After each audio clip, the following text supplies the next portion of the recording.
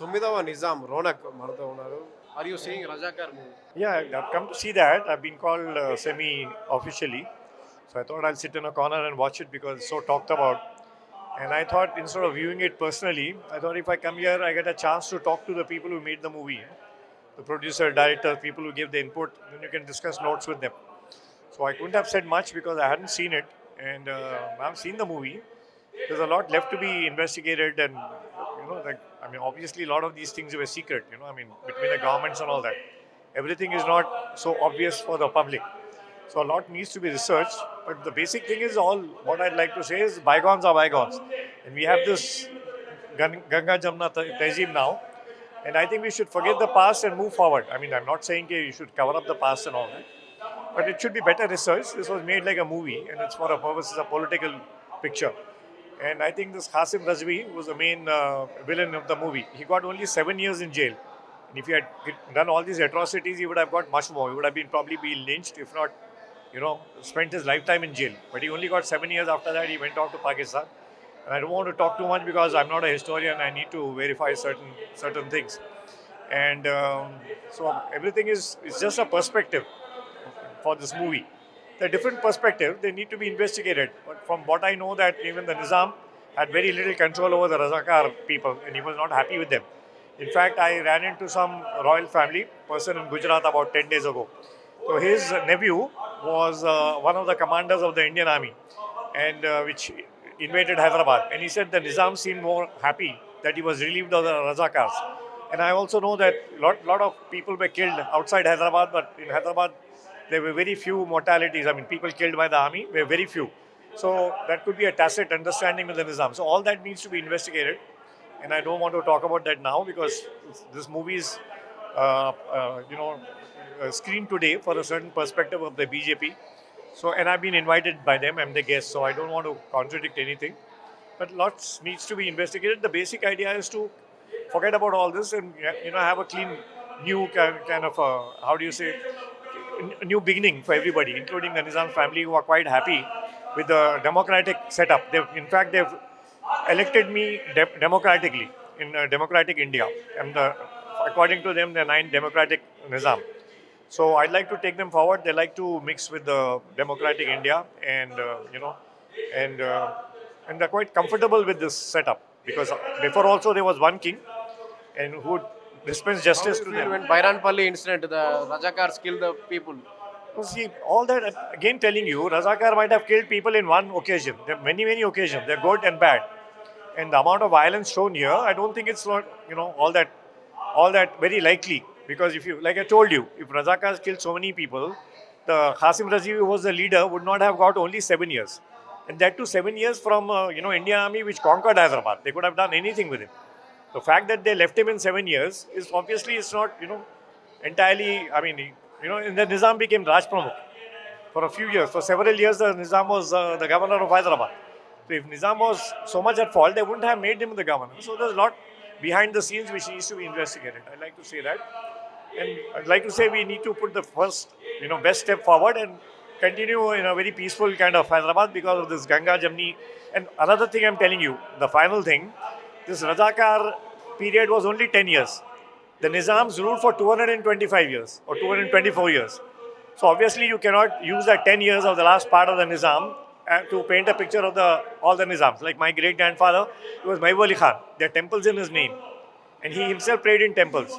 According to Sir Vishwesvaraya, when 1908 there were Musi floods, so he went and did a yagna in the water, and the Hindus treated him like even Sarojini Naidu. Her letters are in a book called The Untold Charminar by a lady called Saida Imam. You read the letters of Sarojini Naidu, the Nightingale of India. She was also a political person and a poetess, and she says like he was considered a saint. He's considered a saint by the Hindus also. Even after death, the Hindus go and they supplicate at his grave, meaning they go and do mannat. You know what is mannat? They go and pray and ask for favors at the grave, in return for a chadar or something like that. It's like one of the traditions of Hyderabad between Muslims and Hindus.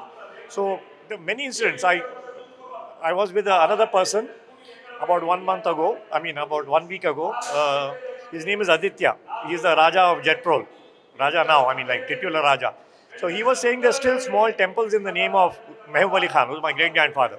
And his father, this Jetprol Raja, told his grandson, who's Aditya, my classmate, he was told that people used to pray for favors at that temple, which they named in the name of Mehboob Ali Khan, who was a Muslim king. Yet they prayed to him as if he's a semi-god. Like, I mean, I wouldn't say god. That's saying too much, but the fact that they prayed to him, that means there was no rift between Hindus and Muslims, especially till the time of Mehboob Ali Khan. Mehboob Ali Khan died in 1911.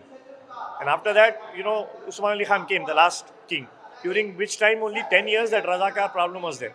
So you cannot consider the whole 225 years as if they were, everything was so similar to do with the Razakar period. People should be sane enough to differentiate between the two. So, and like my tradition, myself, now they consider me as the ninth. I've been playing Holi. I mean, I host Holi parties with hundreds of people for the last 45, 50 years. Initially, my parents used to pay for the party, but the last 40 years, I've been paying from my pocket to celebrate Holi, which is very famous. I mean, many people will tell you that in Jubilee Hills, I have a place when we play Holi. And I've been doing it from my pocket, out of my goodwill, and in remembrance of the brotherhood between Hindus and Muslims during the time of Mehboob Ali Khan. I mean, even it was there during the time of Usman, but that was scarred, or what you can, there was a cloud over it because of the Razakar thing, which I think he unwittingly kind of harbored, though he was not in support of them, but I think he was cornered or whatever it is. In 1920s, 30s, Nizam, 7th Nizam, Mir Usman Ali Khan, he is world's richest person in the world. Is it true? Yeah, obviously it's true. I mean, not only he was Nizam, I mean, the richest person, he's supposed to be one of the 5 richest person in human history. And not only that, he was a king. I mean, if you have an accident on the road, and he's a king, he gets away with it. Even any other person in the world, even if you're Henry Ford and all the other rich people, they're still answerable to court. But he was above all that, which makes him in a very special situation. And my great-grandfather, Mehboob Ali Khan, he was the only monarch. You know what a monarch is? He ruled without the support of, he was born in a monarchy and he died in a monarchy. And Usman Ali Khan was a monarch in the beginning. He became an Indian subject. Though he was a governor, he became a subject for about 19 years. And so before Mehboob Ali Khan, his father, the 5th Nizam, his name was Afzal Daulah. He was a Subedar of the Mughals initially. Later on, when the British exiled Bahadur Shah Zafar to Rangoon, and because they were headless, they were under the Mughals were abolished by the British, so they became independent. So he was originally a Subedar of the Mughals, and later he became a monarch, which Mehboob Ali Khan was a monarch from very beginning, born in a family, and he died as one. But he died very young. He died at, in the age of 45. And he was an fantastic example of, secularity.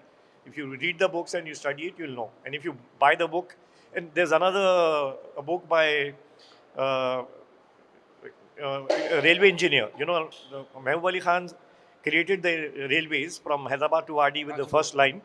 And it was his private railway. So you can also show that the amount of progress made by the Nizam before India took over. So you can't say India did everything. Nizam's 225 years, they did quite a bit. And the book is Memoirs of Cyril Jones. He was a railway engineer who was laying a line from Hyderabad to Wadi. Wadi is in Maharashtra. Maharashtra was also part of Hyderabad that time, including, a lot of Karnataka. People don't know that. So when he laid that railway line, he was maintaining a logbook. So he was interviewing people and all that. So he knew Hindu, Muslim, coincidentally, if they are Hindu and they were Muslim, the groups used to fight. But the Hindus had nothing against the Muslims because, his proof was that they made small temples in part of Maharashtra. I don't In remember. your choice, No, one seven, second, seven let me read in overall Nizam Empire, which is your best ruler? Best ruler is Mehboob Ali Khan, obviously. He was the most secular. And I told you, they made this Cyril Jones. If you buy the book called Memoirs of Cyril Jones, he talks about these temples, the villagers and, the tribals made next to Nanded.